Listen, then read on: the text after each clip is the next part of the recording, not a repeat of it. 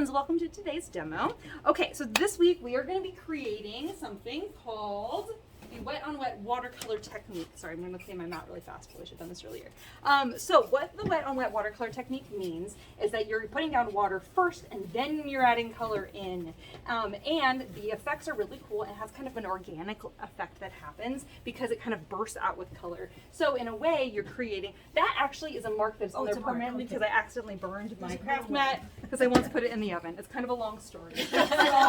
Anyways, we'll get there at another date and time.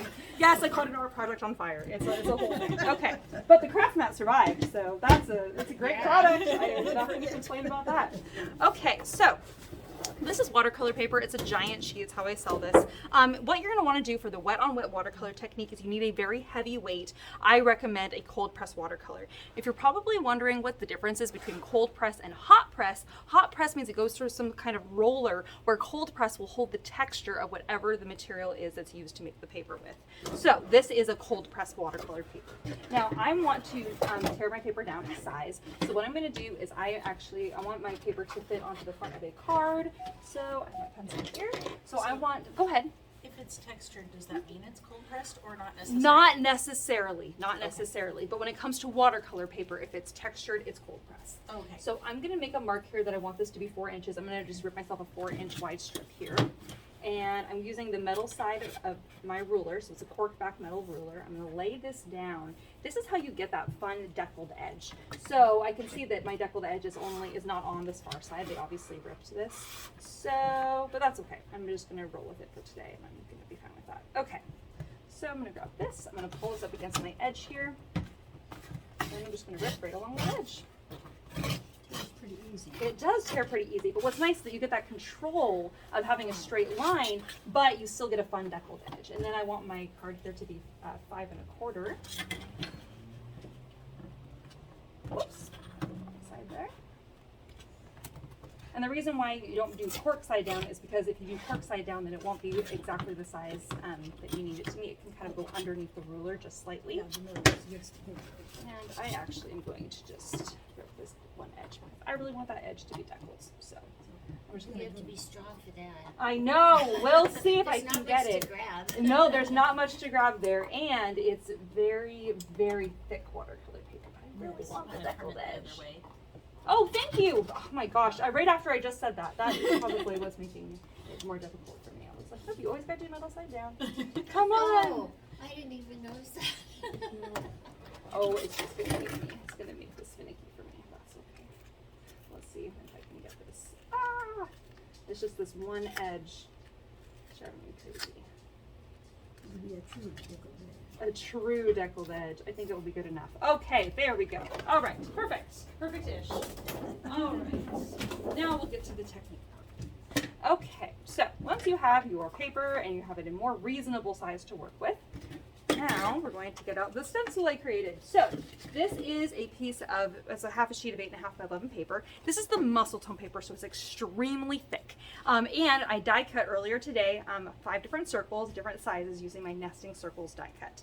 So I have a number of water brushes here, but we're going to use the wide water brush that has kind of a chisel tip to it. You could also use a really thick water brush, like this size would also be just fine, and that's not a problem. But you want it to be able to hold quite a bit of water. So because I want there to be even more water that's going to come out of here, I'm actually going to dip and actually draw with this. So I'm going to lay this on as like my stencil. And just full disclosure, I'm creating bubbles, so that's just so you know. And I really like the wet on wet watercolor technique for bubbles, and you'll see why in just a minute. So I'm going to actually all I'm doing is I'm just coloring with water. I'm just laying down a circle of water here. And you want it to kind of be pretty saturated. And that's the reason why you want to use this cold press watercolor paper, is because it will hold the water in place. We're taking Karen brush markers and actually pressing it in on the side, and you can see that the color is actually bursting out a little bit. Again, I'm using my template here, and then I'm just going to take my color and I'm just going to kind of wrap it around like this and just kind of color in ever so slightly. What's going to happen here is that you're end up creating a shadow side of a bubble. So I'm going to do the same thing, and I'm just going to float water all over here. I'm going to float some here, and float some here. Work kind of quickly.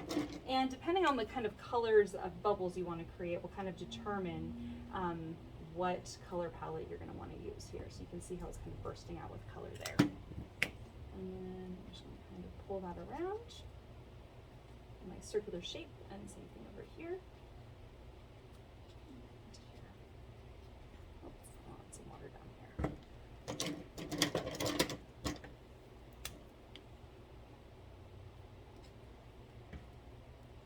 So then you can float in more water. And again, you can kind of press your colors down there and kind of create some really interesting effects. I know! I love it so much. And so again, kind of depending on your watercolor palette will kind of, or the palette that you want your colors of your bubbles to be, will kind of determine what color you decide to go here. You could make little moons, absolutely. I decided to go with more of a bubble look, but absolutely. You certainly could do more of a moon, especially if you had a black brush pen. That would look very, very cool. Yeah. And you could do something kind of in the gray and black tones, which would be really, really fun. All right, so then you can lift those away and you have kind of your bubble kind of shape there. So I'm gonna take my heat gun here and dry this.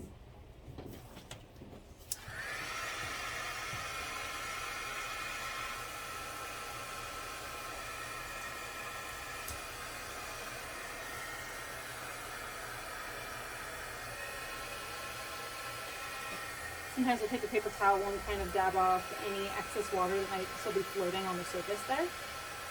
Now the reason why I'm drying this is because I want, when you see bubbles, they are not oftentimes one bubble there, one bubble here, one bubble here. They usually are floating and they're usually, you can see bubbles through each other.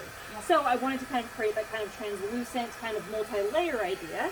So that's where we're gonna go in with our next bubbles. So I'm gonna use the exact same stencil, but I'm just gonna move it. So then that way I kind of get some overlapping happening here. And then once again, I'm gonna float my water. Now you might be thinking, oh no, we're gonna move what you did before. Kinda, but it's okay because again, the bubbles are all gonna be kind of layering on top of each other, so it's totally fine. So I'm gonna add in some lighter colors here. And floating my water.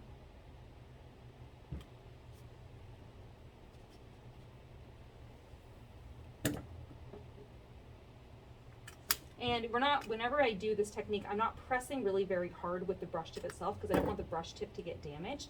And in case you're like, I don't want to damage my brushes, I'm not supposed to be doing this technique. This company, Karen, they actually show you and talk about doing this technique on their Instagram page. So they know that people are doing this. And they're like, hey, it's actually really cool and you should play with it too. All right, so then, once again, we're just gonna kind of pull that around.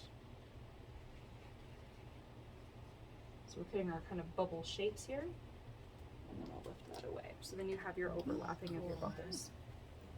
Okay, so then we're gonna dry that. All right, so now we have our double layering of our bubbles, and we're gonna be using some fun bubble sentiments. So the other thing I want to do here is something I didn't tell you before is that with your Karen brush markers, you can actually also draw with them right directly onto your paper, onto the watercolor paper, and then you can actually move them out with water. So I want to do a couple more little bubbly areas because I have this cute little grouping of bubbles here that I want to use. So I'm just going to take my water brush again, and I'm just kind of blending out the brushes there, my brush marker, and just kind of getting some kind of watercolor look there. And I'm just going to do individual kind of dots kind of here and there. And you're going to see why in just a moment. Okay, so now, once all of that is dry, it's dry-ish, I'm going to go ahead and I'm going to grab my little bubbles here. So I'm going to move this to the side here so it doesn't accidentally get knocked over. All right, so now I'm going to ink up my little mini bubbles here. And I'm going to stamp them. Let me get rid of my tiny little guy. I'll come back to that in just a minute.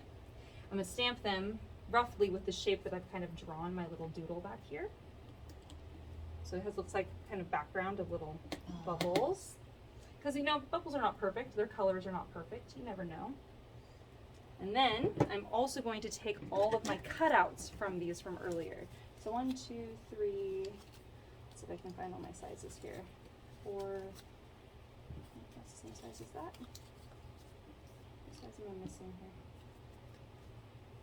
1, 2, 3, 4, 5. There we are.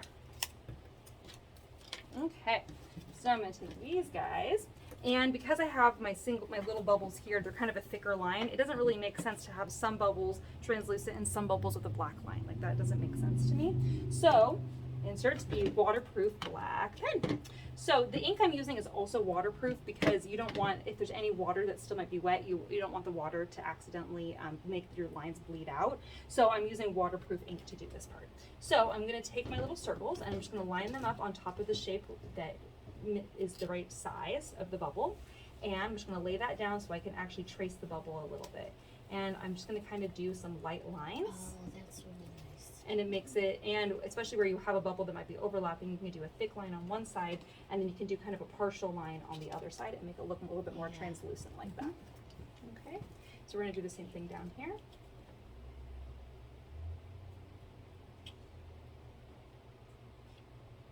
So a little translucency.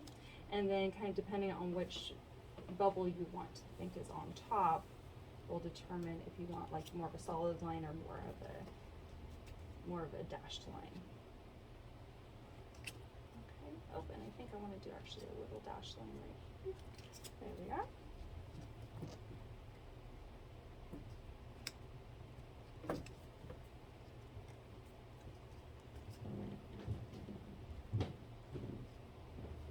All right, and we'll do this guy right here. And this little lady can come down here. All right, okay. So now we have all of our little bubblies. And then, remember our single bubble I was talking about earlier, this tiny little itty bitty circle? I'm gonna go in here and now I'm gonna put the little circles on each of the little individual areas. Oh, that was it. Okay, oh, there's one more here at the top. All right, perfect. One more Okay. at the bottom. Oh, there was, thank you. Nice eye. Okay, so then the last little bit here is we have our sentiment that says, may your day be filled with bursts of joy. Now, depending where you want to stamp this will kind of determine how you want to lay out your card. Now, I'm going to probably put my little mouse down here. So I'm just going to grab my little block here, ink him up, stick my little mouse down here. And then I want the little bubble wand. I want him holding it, so I'm just going to stick that right there. Oh, so cute! All right. So for the inside of the card, you can pick whatever color card base you would like. I'll move these things to the side here. And obviously you want to pick a color that's going to make the most sense for your card. So I think today, whoops, I'm going to need those in just a minute. I think today I'm probably going to go with, oh, we'll go with pink. You convinced me. Pink or purple. I love pink.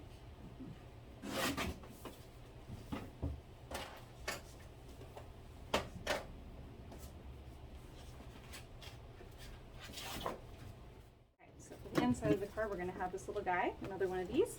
So for the outside of the card, this little guy will go on the front. Again, we can add our sentiment kind of wherever makes the most sense. And then for the inside of the card, I want to do something else that kind of mimics the same kind of feeling. So for this way, for this part, I'm probably just going to actually float some water. I mean, you can add more bubbles on the inside if you would like.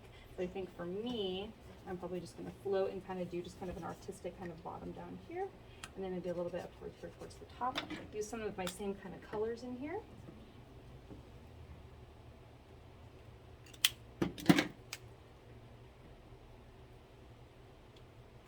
And then you can actually take your water, dab it on, and kind of move it around to kind of get kind of a flowy look.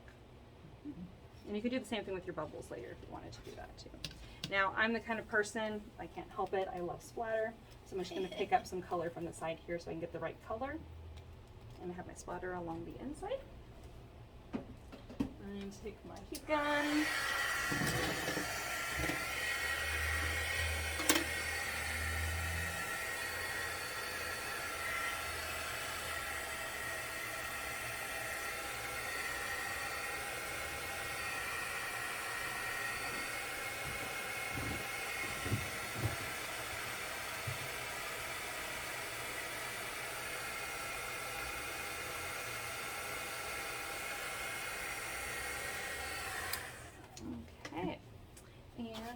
card base, my pink card base. What did I do with it? Oh, there it is. I was Oh, just saving thank them. you so much, I Linda. was holding them back. Thank you, because you know there's water everywhere, and I'm bound to make a mistake. Kind of sounds like me. Sometimes it happens. All right. So now we're just going to mount our card up here. And I want this guy to be on the front of my card, I think. And then on the inside, I'll put my other little piece here.